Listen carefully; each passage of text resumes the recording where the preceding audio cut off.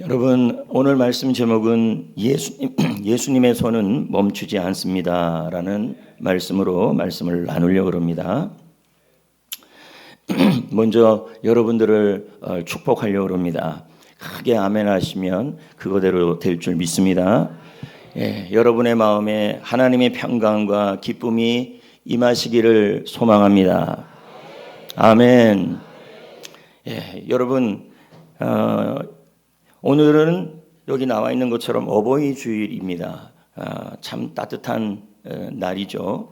학생들이 중고등부 학생들이 꽃도 달아주고 끝나면 여러분 부침개에다가 꽃도 집어넣어 가지고 부침개를 학생들, 권사님들 또 교사들이 화전도 준비해서 여러분들 또 이렇게 효도하고 또 어저께는 또 이렇게 도시락 집에만 계시는 교회 못 오시는 분들에게 도시락도 갖다 주고 또 지난주에는 어버이날이라 그래서 여러분들이 많이 섬겼을 건데 그럼에도 불구하고 우리 마음에는 무슨 마음이 드냐면 참 부족하다.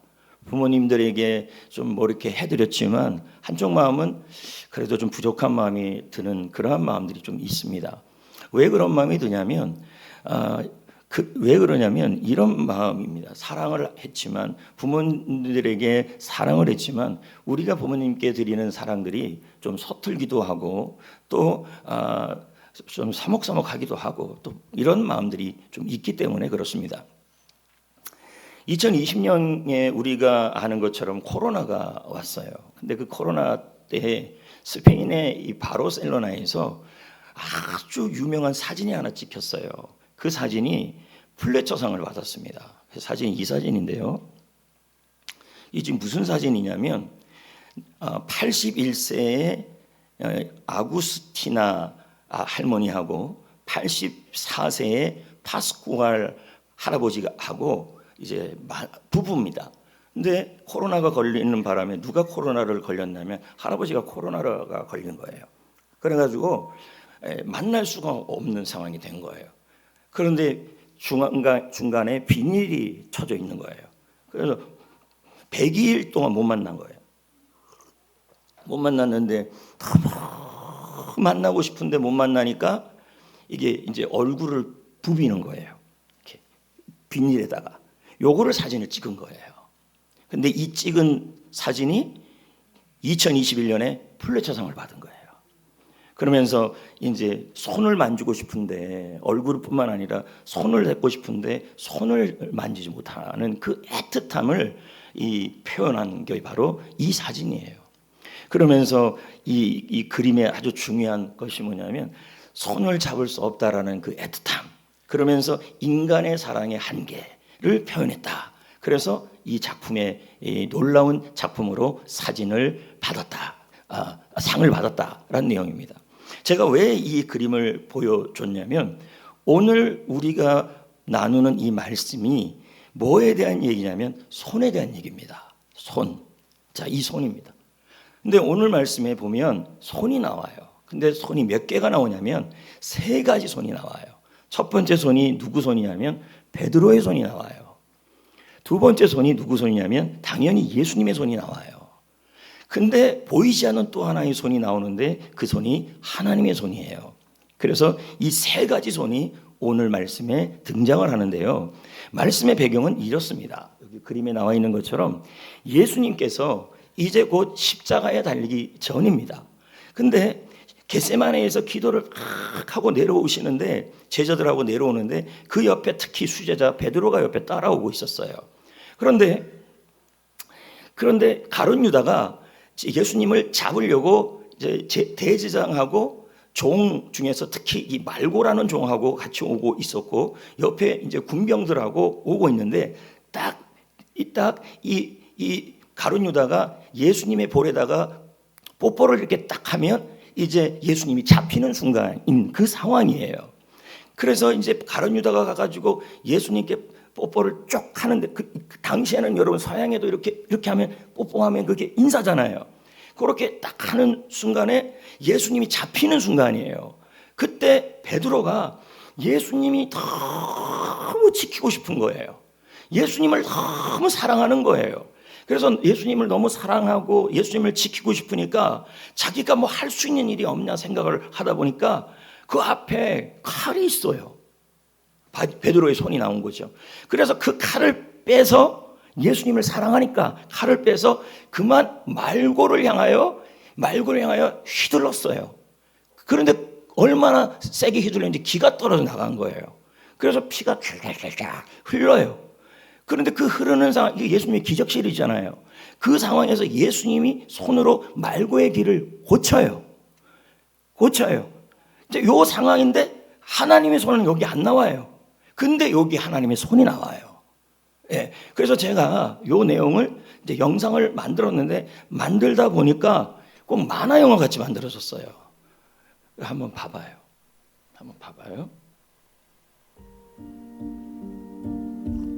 기도가 끝났습니다. 예수님은 겟세마네 동산에서 내려오셨습니다. 그때였습니다.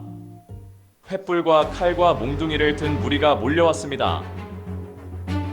앞장선 사람은 가룟 유다였습니다. 제자였습니다. 친구였습니다. 유다는 예수님께 입을 맞췄습니다. 그것이 신호였습니다. 베드로가 칼을 뽑아 말고의 귀를 쳤습니다. 말고의 귀에서 피가 흘렀습니다. 예수님은 칼을 칼집에 꽂으라 하셨습니다.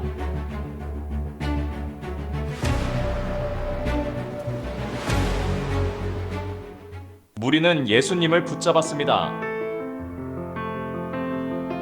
제자들은 도망쳤습니다.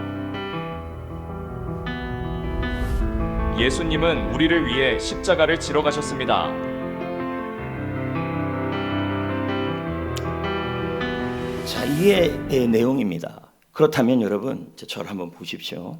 오늘 말씀에 손이 나온다 그랬어요. 근데 제일 먼저 나오는 손이 바로 베드로의 손입니다. 그러면 이 베드로의 손이 뭘 했느냐 다시 한번 살펴보면 성경 구절에 마태복음 26장 51절이에요. 그러면 우리가 읽은 성경 구절은 누가복음이에요. 근데 왜 마태복음에 왔냐? 마태, 마가, 누가복음은 같은 관점에서 쓰여졌다 그래서 공간복음이라 그래요.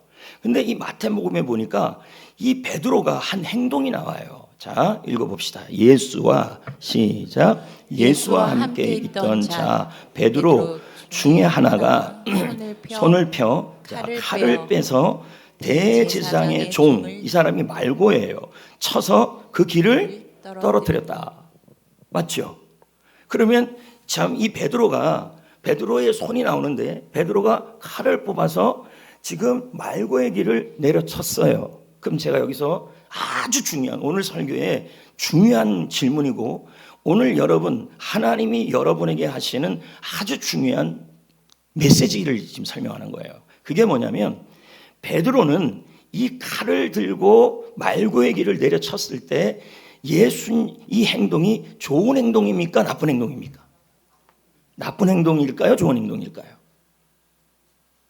또 한 가지 질문을 하겠어요. 베드로가 이 행동을 한 것은 예수님을 사랑해서 한 행동입니까? 예수님을 미워해서 한 행동입니까? 이게 중요한 겁니다. 베드로가 이런 행동을 한 것은 예수님을 지키려고 한 겁니다. 예수님을 사랑해서 한 행동입니다. 자, 다음 그림을 합니다. 그런데 그럼 무엇이 문제입니까? 자, 보자고요.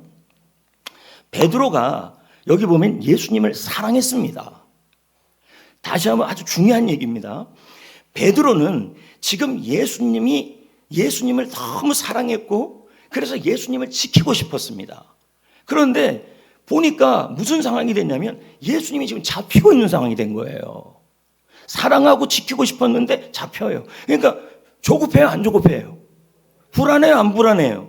그러니까 어떻게 해야 돼요? 이 상황에서 지금 자기가 할 수 있는, 자기가 해결해야 될 상황이 된 거예요. 그러니까 뭘 들은 거예요? 그렇죠. 자기가 이 상황을 해결하려고 한 거예요. 여기까지 말씀의 의미를 알겠죠? 다시 한번요. 베드로가 나쁜 마음으로 지금 칼을 든 게 아니에요. 베드로는 예수님을 사랑하고 예수님을 지키려고 했어요. 근데 왜 그러냐면 예수님이 지금 잡혀 잡혀가는 상황이 되었기 때문에 그랬어요. 그래서 마음이 너무 불안하고 조급해요. 그런데 이 상황에서 예수님을 잡히면 안 돼요. 그러니까 어떻게 해야 되냐면 이걸 빨리 자기가 지금 해결하려고 했던 거예요. 해결. 그러니까 이렇게 되니까 어떻게 돼요? 칼을 들 수밖에 없게 된 거예요. 그 결과 어떤 일이 일어났어요? 자기가 해결하려고 했으니까 말고가 기가 떨어져 나갔어요. 그 말고 입장에서는 이거 억울하게 된 거예요. 말고 입장에서는. 그죠? 내가 그냥 제사장 말 듣고 와가지고 왔는데 그 자리에서 있다가 기가 떨어져 나간 겁니다. 억울해, 안 억울해요? 그래서 말고는 뭐라 그랬어요? 이건 내가 그냥 제사장 따라와서 이런 일이 일어났다. 제사장 탓할 것이고, 그리고 또 뭐예요? 베드로 탓할 것이고, 환경 탓할 것입니다. 그러면 베드로의 마음은 또 어떻는지 한번 보자고요. 베드로. 자, 베드로는 어땠을까? 첫 번째는 자책감이 들었을 거예요. 왜 베드로가 이런 행동을 했을까요? 예? 예수님을 사랑했어요. 예수님을 지키려고 했어요. 그러다가 다치는 일이 일어난 거예요. 맞죠? 내가 예수님을 너무 사랑하고 예수님을 지키려고 했는데 어떤 일이 일어났어요? 이런 다치는 일이 일어나니까 정말 내가 잘못해서 이런 일이 일어났네. 나는 잘하려고 했는데, 나는 좀 지키려고 했는데 너무 안 좋은 결과가 일어났네. 어떻게 하면 좋냐? 이런 마음이 들었을까 안 들었을까요? 들었을 거예요. 그런데 이렇게 했음에도 불구하고 예수님은 잡혔어요, 안 잡혔어요? 잡혔어요. 그럼 상황을 해결할 수 있어요, 없어요? 없어요. 그러면 뭐예요? 무기력감이 들었을 거예요. 무슨 말이냐면 자기가 칼을 들고 예수님이 잡히지 않게 하려고 뭐예요? 해결하려고 했어요.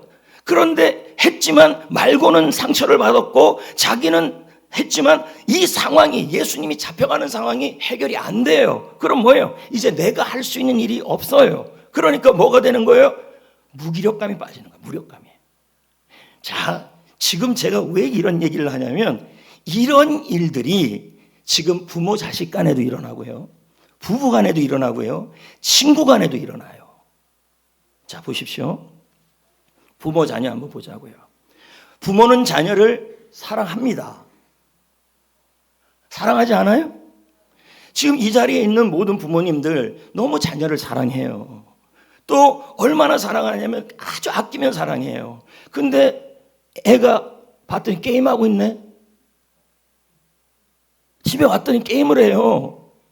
그러면 마음이 아픈 게 아니고 불안해요. 이거 나오면 안 되는데? 아닌데? 마음이 불안해요. 다시 얘기할게요. 여기 있는 부모님들 중에서 자녀를 사랑하지 않는 부모가 어디 있어요? 부모가 자녀를 다 사랑하고 다 도와주고 싶어요. 그런데 집에 왔더니 맨날 TV 보고 게임하고, 그러니까 뭐예요? 애가 그 보면서 부모가 마음이 어때요? 예수님을 하듯이 마음이 불안해요. 초조해요. 왜 그래요? 미래가 걱정되는 거죠. 맞아요? 그러면 어떻게 돼요? 베드로가 칼을 들듯이 이제 내가 해결하려고 그래요. 이걸 뭐라 그래요? 자녀를 엄마 아빠가 통제하려고 그래요. 내가 해결해 보려고 그래요. 맞다니까요. 그러면 이제 어떤 일이 일어납니까? 아이가 말고가 돼요. 그러면서 애가 뭐라 그러는지 아세요? 엄마 때문이야. 억울해. 이 집에서 태어난 게 억울해. 막 이런 얘기 합니다. 자, 부모는 좋은 마음으로 한 거예요. 부모는 좋은 마음으로. 근데 집에 오니까 애는 뭐예요? 정말 교회도 안 오고 헌금은 자꾸 삥땅 치고 애가 믿음이 걱정이 되는 거예요. 그러니까 엄마가 어떻게 해요? 이제 통제하는 거죠. 그러면 이제 애하고 사이가 안 좋아지니까 어떻게 됩니까? 애는 또 상처받는 거죠. 자, 자녀 마음 상하고 억울하고 나는 우리 엄마 잘못 만났어. 엄마 때문이야. 아빠 때문이야. 막 부모 탓하고 막 이래요. 그렇다면 부모는 뭐 그렇다고 해서 부모님들은 마음이 또 좋습니까? 그렇게 하고 나서요? 안 그렇습니다. 자책이 생깁니다. 어떤 마음이 듭니까? 막 야단치고 뭐라 막 그러면서도 부모는 어떤 마음이 듭니까? 내가 사랑해서 그랬는데. 안 그렇습니까? 내가 아이 잘 되라고 그랬는데 내가 또 애 다치게 했네. 마음 상하게 했네. 그런 자책감이 듭니다. 어떤 부모도 다 그럽니다. 근데 상황은 어떻게 해요? 아이를 통제할 수 있게 됩니까? 통제하려고 그랬는데 통제가 됩니까? 그래서 어떤 일이 일어나요? 무력감에 빠지는 거죠. 이게 꼭 자녀만의 문제입니까? 부부간에도 똑같습니다.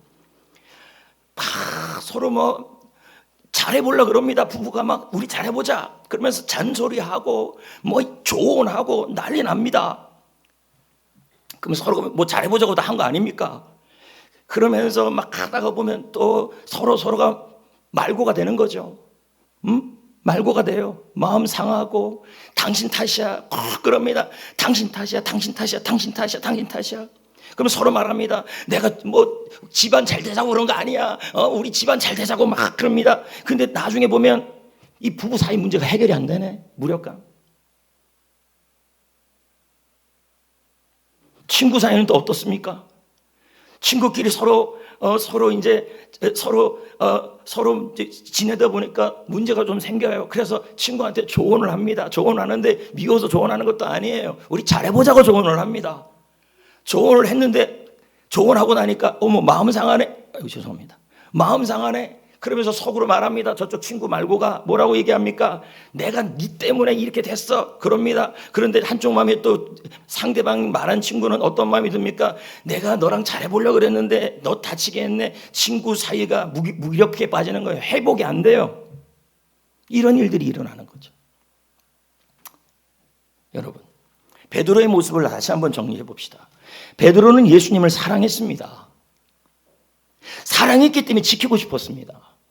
맞지 않습니까? 베드로는요, 예수님을 너무 사랑했습니다. 사랑했기 때문에 예수님을 지키고 싶었습니다. 십자가에 예수님이 잡혀가는 걸 원치 않았어요. 그런데 문제는 어떻게 했습니까? 그래서 뭐합니까? 그 상황을 예수님이 잡혀가는 게 너무 불안하고 초조했기 때문에 어떻게 해요? 자기가 그 상황을 해결해 보려고 했던 거예요. 자기 힘으로. 마치 부모가 자녀의 미래가 걱정되어서 부모가 자녀를 통제하려고 하는 거예요. 자녀의 문제를 내가 해결해 보려고 그러고, 가정의 문제를 내가 해결해 보려고 그러고, 셀의 문제를 내가 해결해 보려고 그러고, 이걸 다 뭐라 그럽니까? 내가 칼을 드는 거죠. 근데 그 결과가 어떻게 됩니까? 내가 베드로가 되고 내가 말고가 되는 상황이 되어버리는 거죠. 왜 이런 일이 일어났을까요? 베드로는요, 왜 자신이 해결하려고 그랬을까요? 자, 다시 한번 설명을 합니다. 베드로는 오늘 말씀 중에서 진짜 중요한 얘기입니다. 베드로는 예수님을 너무 사랑했습니다. 그래서 예수님을 지키고 싶었습니다. 그런데 어떻게 돼요? 이 상황에서 지키고 싶어서 방법을 찾아보니까 없어. 그러니까 어떻게 돼요? 내가 해결하려고 그랬어요. 그래서 내가 칼을 들었어요. 그랬더니 말고가 다쳤네. 그리고 내가 해결하려고 그랬더니 베드로의 마음도 또 다쳐버렸네. 왜 이런 일이 일어났습니까? 왜 내가 해결하려고 그랬어요? 하나님의 방법을 몰랐기 때문이에요. 자, 보세요.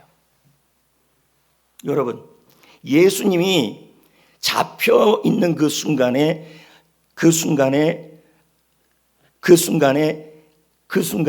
아무것도 보이진 않았지만 여러분, 그 순간에도 하나님의 손이 배후에서 일하고 있었어요. 그걸 몰랐다는 거예요. 베드로의 손이 해결하지 않아도 하나님의 손이 해결하고 있었음을 몰랐다는 얘기예요. 그러니까 뭐예요? 자기가 해결하려고 했던 거예요. 자녀를 위해서 내가 손을 들려고 그랬고, 가정을 위해서 내가 손을 들려고 그랬고, 셀을 위해서 내가 손을 들려고 그러니까 문제가 발생하는 거예요. 여기서 필요한 게 뭐냐면 드디어 하나님의 손이 나와요. 여러분, 중요한 얘기입니다. 잘 보세요. 하나님의 손은 두 가지가 있어요. 우리가 아는 하나님의 오른손이에요. 성경이 제일 많이 나오는 거죠. 하나님의 오른손은 뭡니까? 권능의 손, 안아주는 손, 응답하는 손, 품어주는 손. 근데 성경에 하나님의 왼손은 안 나와요. 그런데 보이지 않게 나와요. 루터는 분명하게 말했어요. 하나님의 왼손이 있다.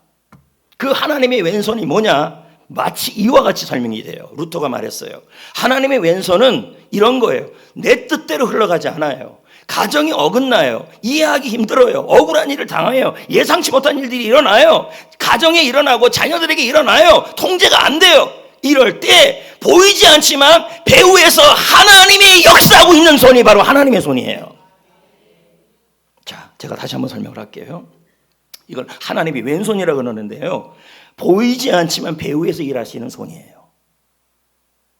자, 그러면 아까 조금 전에 예수님이 자 여기 보세요. 예수님 잡혀가는 상황이죠?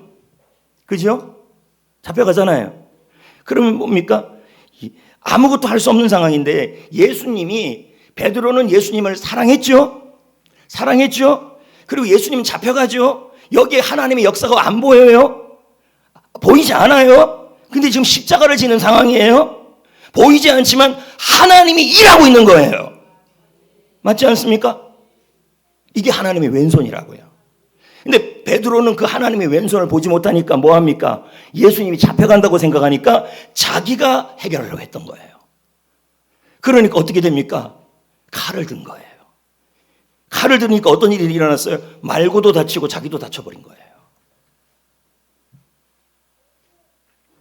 십자가를 이루고 있었어요.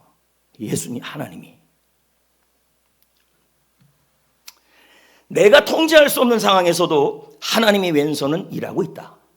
자, 그럼 보세요. 제가 다음 그림 한번 보여드릴게요. 요셉을 한번 보십시오. 요셉이 구덩이에 던져졌어요. 형들에게 팔렸어요. 억울한 누명으로 감옥에 갇혔어요.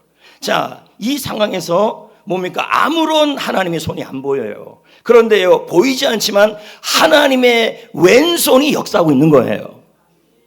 이해가 되시겠습니까? 그러니까 이게 이런 거죠. 그래서 모든 것이 끝난 것처럼 보이는데 하나님이 침묵하고 보이는 것처럼 보이는데 하나님이 안 계신 것처럼 보이는데 그렇지 않았다는 거예요. 그 자리에 보이진 않지만 배후에 하나님이 일하고 있었단 얘기예요. 하나님이 해결하고 있었단 얘기예요. 자, 다시 한번 봅시다. 우리는 하나님을 사랑해요. 가정도 사랑해요. 자녀도 사랑해요. 예? 사랑하는데 사업도 꼬이고 건강도 꼬이고 관계도 꼬이고 돌파구가 보이질 않아요. 그럴 때 여러분, 이때 하나님의 왼손이 역사하고 있음을 믿으셔야 해요. 안 그러면 뭐합니까? 여러분, 뭐합니까? 자녀를 사랑하는데 보니까 자녀가 뭐하고 있어요? 자녀를 너무 사랑하는데 자녀를 사랑해요. 너무 사랑하는데 자녀가 컴퓨터만 하고 있어요. 미래가 안 보여요. 그럼 불안하고 초조하잖아요. 그죠? 불안하고 초조하니까 어떻게 돼요? 이제 내가 통제하는 거죠. 내가 해결하는 거죠. 그러니까 상처받는 거죠. 근데 여러분, 그렇다 할지라도 자녀를 향하여 하나님의 왼손이 일하고 있음을 믿으셔야 해요. 할렐루야. 다시 한번 말씀드리지만 가정도 그렇고 자녀도 그렇고 여러분의 셀도 그렇고 친구 관계도 그렇고 지금 여러분의 상황이 막 불안한 거예요. 나도 자녀 사랑해요. 나도 가정 사랑해요. 셀도 사랑해요. 친구들도 사랑해요. 근데 현실을 보니까 불안한 상황이에요. 초조해요. 이렇게 되다가는 뭐가 막 막힐 것 같아요. 그럼 어떻게 해요? 막 불안하니까 어떡합니까? 내가 막 해결하려고 그러는 거예요. 내가 막 통제하려고 그러는 거예요. 심리학에서 이걸 통제라 그래요. 내가 막 통제하려고 그러는 거예요. 통제하니까 어떤 일이 일어나요? 자녀가 말고가 돼버리고 내가 베드로가 돼버리는 상황이 생기는 거예요. 근데 주님은 뭐라 그래요? 아니다. 이렇게 모든 것이 잡혀가고 막히는 상황 속에서 아무것도 없는 게 아니라 하나님의 왼손이 일하고 있다 이 말이에요. 그 손을 잡으라는 얘기예요. 자녀를 위해서 하나님의 왼손이, 가정을 위해서 하나님의 왼손이, 인생을 위해 하나님의 왼손이 배후에 일하고 있다. 불안해하지 말란 얘기예요. 할렐루야. 여러분, 사실 부모님들이 제일 불안해하는 게 자녀입니다. 왜냐하면 자녀를 바라볼 때 자녀 너무 잘 되길 바라요. 그리고 이 아이들 너무 이 아이들이 승리하길 바래요. 근데 아이들 하는 행동들 보면 뭐냐면 불안해요. 미래가 초조해요. 그럼 신앙생활도 초조하고 믿음 생활도 초조하고 인생 생활도 초조하고 초조해요. 그러니까 불안하니까 어떻게 해요? 엄마 아빠들이 이제 뭐 하냐면 이제 자기가 해결하려고 하는 거예요. 그래서 통제하려고 하는 거예요. 그러니까 칼을 드는 거죠. 이제 그러다가 안 되면 어떻게 되는 거예요? 통제하다가 안 되면 무력감이 드는 거죠. 그럼 그냥 내버려두면서 무력감이 드니까 어떻게 돼요? 내버려두는데 엄마는 베드로의 입장이 되니까 자책감이 들고 마음의 상처를 받는 거죠. 왜 이런 일이 일어납니까? 하나님의 왼손을 보지 못해서 그런 거예요. 여러분, 하나님의 왼손이 있음을 믿으셔야 돼요.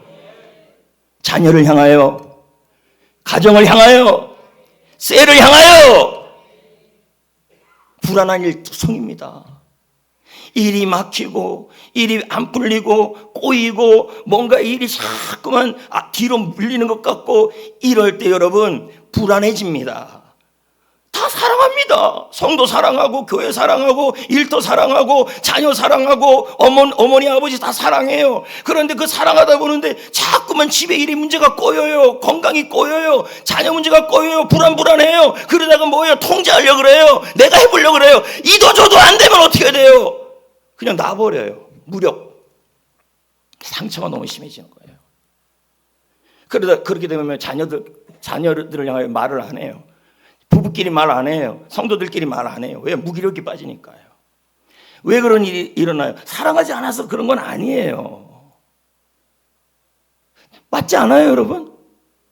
다 사랑하고 다 기하고 다 보호하고 지켜주고 싶은 마음이에요. 근데 그러다가 내가 해보려니까 그렇게 된 거예요. 여러분, 내가 통제하려다가 그게 서툰 사랑이 된 거예요.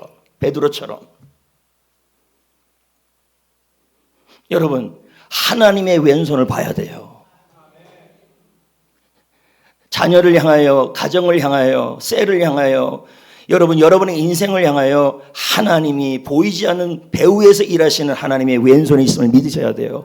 겟세마네 그 동산에서 그 자리에서 예수님이 잡혀가는 상황에서 베드로는 하나님의 왼손이 일하고 있음을 보지 못했기 때문에 칼을 든 거예요. 자녀를 향하여, 가정을 향하여, 교회를 향하여 칼을 내려놔야 돼요. 하나님의 왼손을 보지 못했기 때문에. 그래서 예수님이 뭐라 그럽니까? 베드로를 향하여 베드로야 칼을 도로 내 칼집에 꽂으라 이렇게 얘기한 거예요. 아주 강력한 얘기입니다. 사랑하는 성도 여러분, 자녀 사랑하잖아요. 부모님 사랑하잖아요. 가정 귀히 여기잖아요. 우리 교회 사랑하잖아요. 그렇잖아요. 다 귀히 여기잖아요. 그런데 여러분, 왜 그러면 어떤 사람이 서로 말고가 되고 어떤 사람은 베드로가 되고 가해자가 되고 피해자가 되고 있냐는 거예요.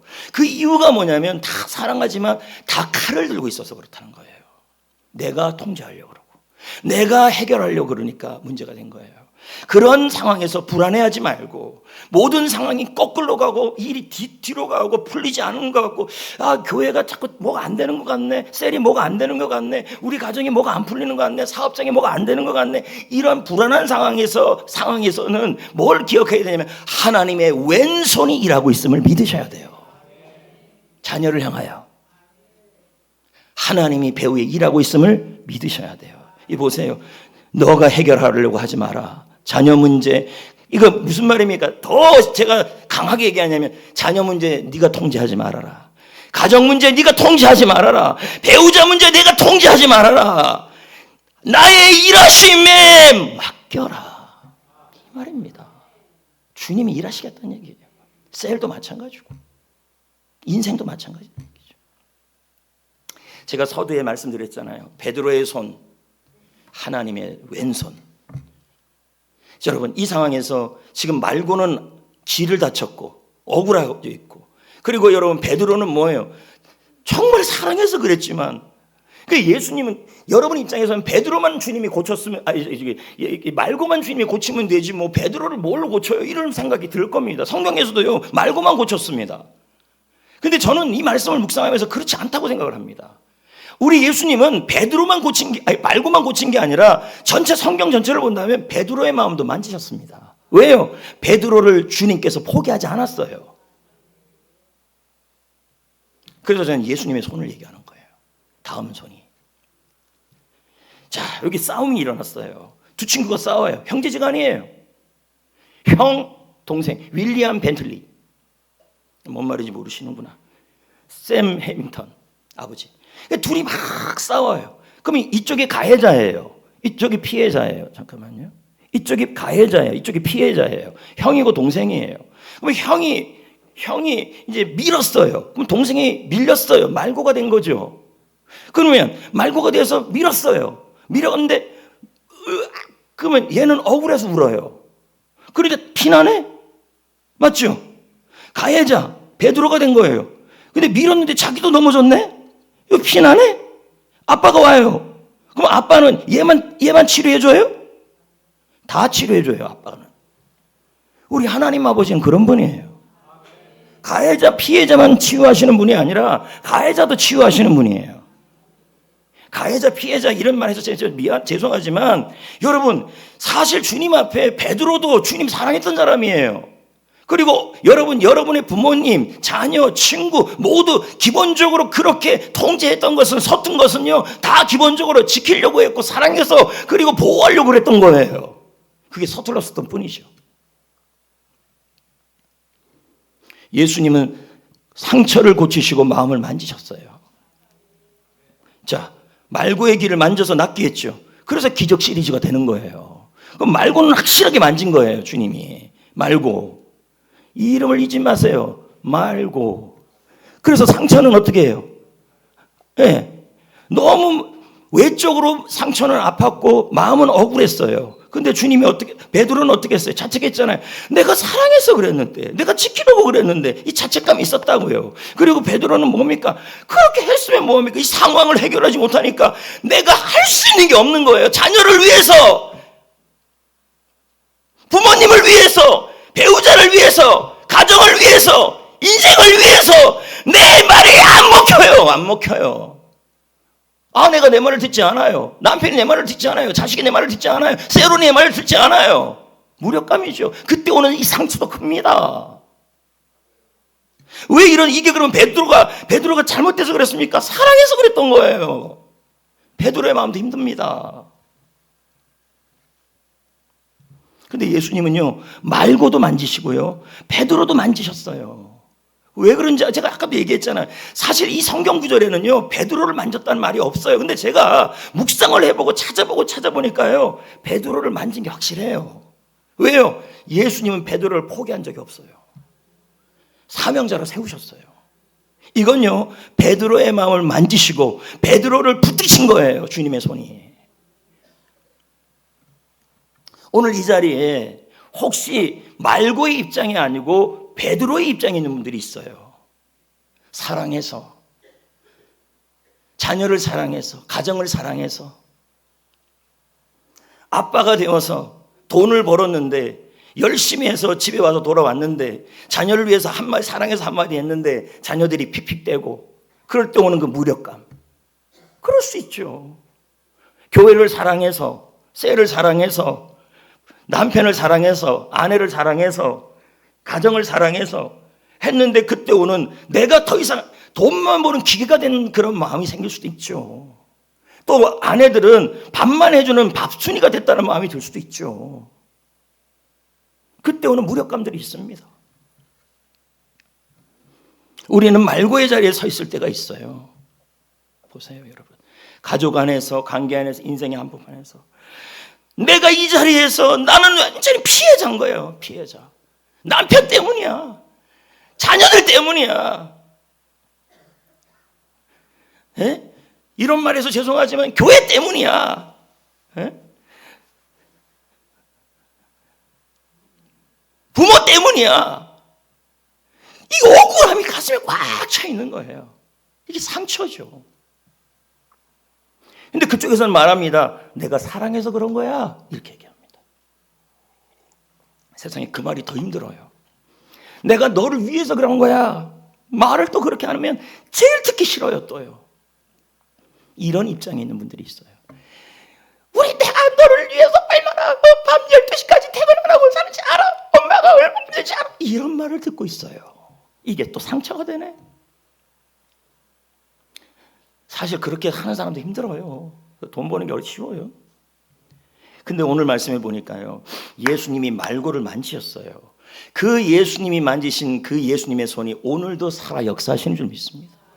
오늘도 그 손이 여러분의 억울한 마음을 만져주시고, 여러분의 답답한 마음을 만져주시고, 여러분의 상처를 치유하여 주시고 만져주실 줄 믿습니다. 오늘 이 자리에서. 그리고 여러분, 오늘 베드로의 위치에 있는 분도 있어요. 아주 태반일 수 있죠. 다들 보면 이 어른들의 위치에 있기 때문에 우리 입에서 붙어있는 말들이 있어요. 내가 다 널 위해서 그런 거란다. 여기 보세요. 사랑해서 지키려고, 우리 가정을 지키려고, 교회를 지키려고, 너희를 위해서 내가 얼마나 기도하는지 아느냐 하면서 그랬는데 돌아오는 건 뭐예요? 해준 게 뭐가 있어요? 부터 시작해서 상황은 더 안 좋아져요. 이거 보세요. 그때 오는 이 무력감은 이루 말할 수 없어요. 그러니까 베드로는 베드로 입장에서 오는 그 자책감과 무력감이 상처가 되어 있는 거예요. 마음이 막 흔들리는 거죠. 여러분, 오늘 혹시 이 자리에 부모로서, 배우자로서, 리더로서 이런 자책감, 무력감 속에 있는 분들이 있다면 오늘 주님이 그 마음을 오늘 만져주실 겁니다. 예수님의 손이 위로해 주실 겁니다.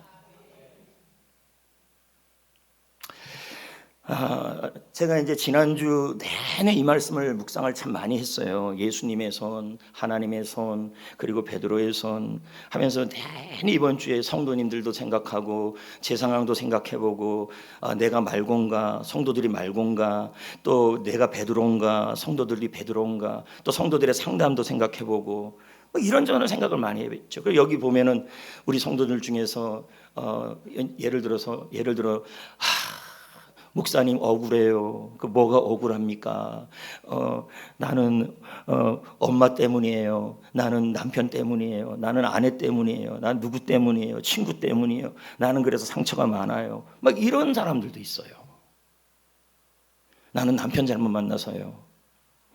그러니까 계속 그런 상처 속에 살아가는 사람들이 있다고요, 여러분. 근데 또 그 중에는 또 이런 사람도 있어요.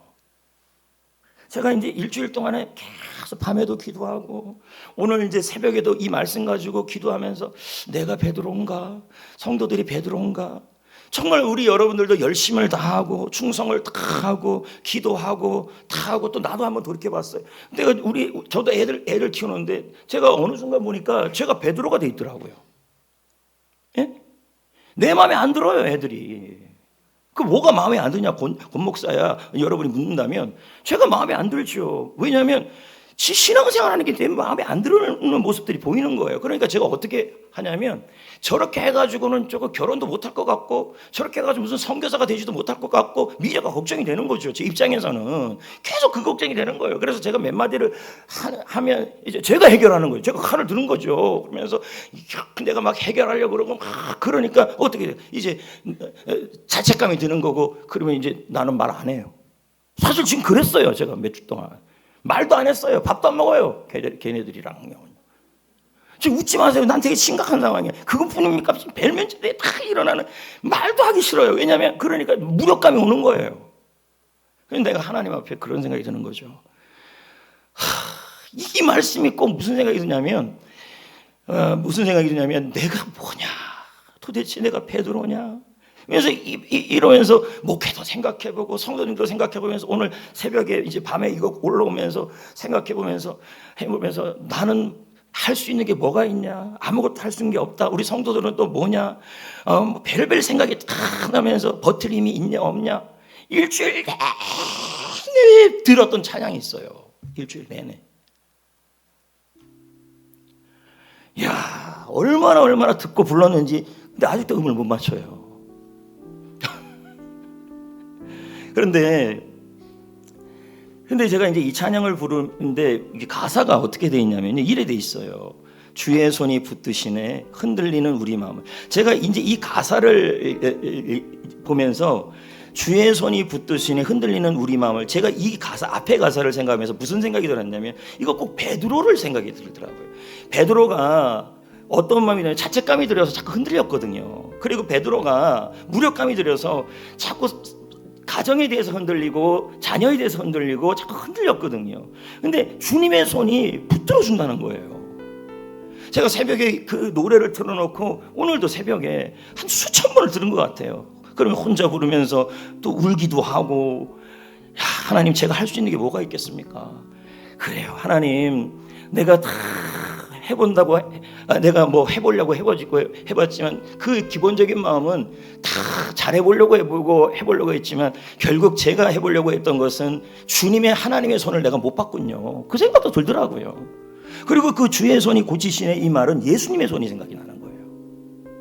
우리 성도님들 중에서 말고가 되어 있는 성도님도 있을 거고, 또 베드로가 마음으로 아픈 성도님도 있을 거 아니겠습니까? 이런저런 문제로. 근데 이 찬양을 부르는데 주님이 이렇게 만지신다는 생각이 드는 거예요, 제 마음에.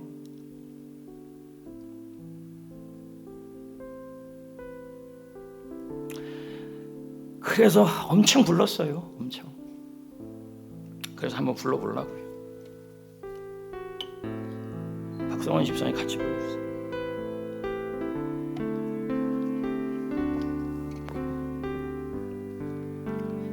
천천히 예수. 아니 후렴 부를 거예요. 손이 붙드시네 흔들리는 우리의 삶을 주의 손이 고치시네 상한 우리의 마음을 주의 손이 붙드시네 흔들리는 우리의 삶을 주의 손이 고치시네 상한 우리의 마음. 요거 두 개 치지 말고 요것만 같이 한번 불러보겠습니다. 제가 여러 번 한번 불러볼 텐데 여러분들 같이 부르고 싶은 사람들은 같이 한번 불러봤으면 좋겠어요. 주의 손이 붙드시네 흔들리는 우리의 삶을 주의 손이 고치시네 상한 우리의 마음을 한 번 더요. 주의 손이 붙드시네 흔들리는 우리의 삶을 주의 손이 고치시네 상한 우리의 마음을. 제가 이 찬양을 사실 잘 몰랐어요. 매주마다 찬양 선정이 그렇게 어려워요. 근데 이제 이거를 부르는데 무슨 생각이 들었냐면 이번 주에 하나님이 이 찬양을 통해 성도들을 만지신다는 생각이 들었어요. 주의 손이 붙드시네 흔들리는 삶을 주의 손이 고치시네 상한 우리의 마음을. 근데 사실 그 앞쪽에 전능하신 우리 하나님 삶에 가득한 주님의 통치 이게 하나님의 왼손이거든요. 근데 제가 사실 이번 주 내내 무기력함을 굉장히 많이 느껴요. 그러면서 이 말씀 자체가 계속 우리 교회를 향한 말씀이라는 생각이 들었어요. 여러분 하나님의 손이 있고 예수님의 손이 있는데 여러분 우리가 해결하려고 그러지 마시고 다 사랑하는 거 압니다. 가정을 향해서도 그렇고 여러분 자녀를 향해서도 그렇고. 그런데 여러분 그런 가정에서 여러분 우리가 말고가 되기도 하고 베드로가 되기도 했잖아요. 그러면서 마음이 너무 어려워지기도 하고 그리고 그리고 마음에 아픔이 있었기도 했지 않습니까? 근데 오늘 주님이 여러분에게 말씀하는 거예요. 하나님의 손이 책임질 것이고 주님의 손이 붙들어 줄 것이고 만져줄 거란 얘기죠. 여러분 처음부터 이 찬양을 다시 한번 우리가 불러볼 텐데요. 이 찬양이 모르면 그냥 가사를 집중해 보셔도 되겠지만 우리를 향한 하나님의 마음이라고 생각하시면서 같이 고백했으면 좋겠습니다. 네, 다 같이 처음부터 불러봅시다. 같이 해봅시다. 전능하신 우리 하나님, 삶에 가득한 주님의 통치 보호하시고 지켜주시네, 복 주시고 인도하시네. 살아계신 우리 하나님, 삶에 가득한 주님의 임재 불러주시고 채워주시네, 들으시고 응답하시네. 주의 손이 붙드시네,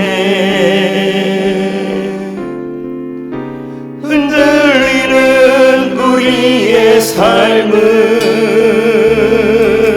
주의 손이 고치시네. 상한 우리의 처음부터 한 번 더 불러봅니다. 전능하신 우리 하나님, 전능하신 우리 하나님, 삶에 가득한 주님의 통치 보호하시고 지켜주시네, 복 주시고 인도하시네. 살아계신 우리 하나님, 삶에 가득한 주님의 임재 불러주시고 채워주시네, 들으시고 자 손을 가슴에 대고 주의 손이 붙드시네, 주의 손이 붙드시네. 흔들리는 우리의 삶을, 흔들리는 우리의 삶을 주의 손이 고치시네, 주의 손이 고치시네. 상한 우리의 마음을, 상한 우리의 주의 손이 붙드시네, 주의 손이 붙드시네. 흔들리는 우리의 삶을, 흔들리는 우리의 삶을 주의 손이 고치시네. 상한 우리의 마음을 마지막으로 한 번 더 이 찬양 부를 때 주님이 잡아주시고 고쳐주십니다. 예 손이 붙드시네, 흔들리는 우리의 삶을 주의 손이 고치시네. 상한 우리의 마음을, 상한 우리의 여러분, 오늘 세 가지 손만 딱 기억합시다. 베드로의 손, 사랑했지만 내가 해결하려고 한 그 손, 이제 내려놓읍시다. 하나님의 왼손, 보이지 않지만 배후에 일하시는 손이 있습니다. 자녀를 향하여, 일터를 향하여, 가정을 향하여 내가 사랑했지만 되지 않는 일들이 너무 많이 보일 때에 내가 해결하지 마시고 하나님의 왼손을 잡읍시다. 그리고 상처난 모든 일들이 있습니까? 예수님의 손을 예수님의 손을 붙잡읍시다. 주님이 만져주실 것입니다. 제가 기도하겠습니다.